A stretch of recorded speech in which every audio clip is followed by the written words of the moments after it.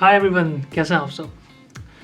Welcome back and thank you so much for your response and your feedback. It's highly appreciated. So now we will be talking about the four components of IELTS. I will try to break them into smaller parts so that it's easier to understand. Firstly, you have to understand that the speaking test is separately taken as compared to the rest other three tests. The reading, writing, and listening tests are conducted together and there is no break between them. Whereas the speaking test is conducted separately.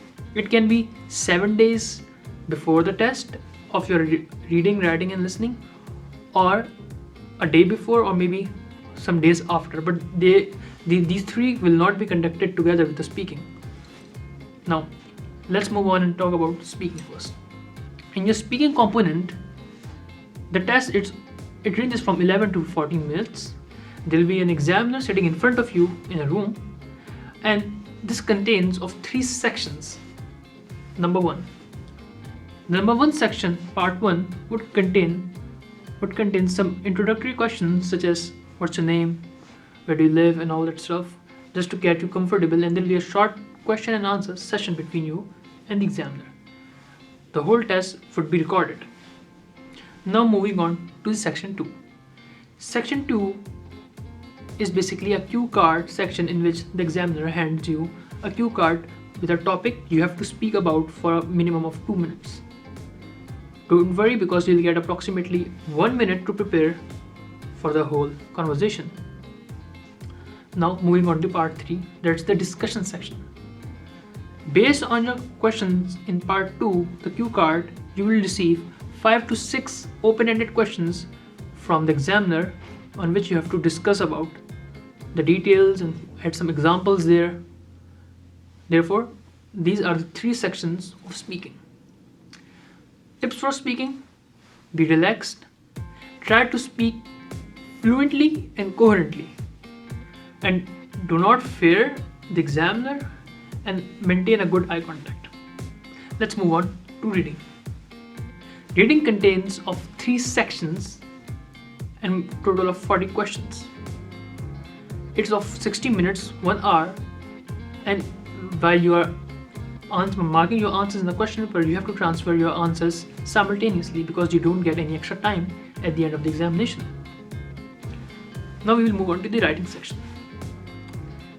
The writing component itself is as similar to reading in terms of time because it is also of 1 hour. It contains 2 sections.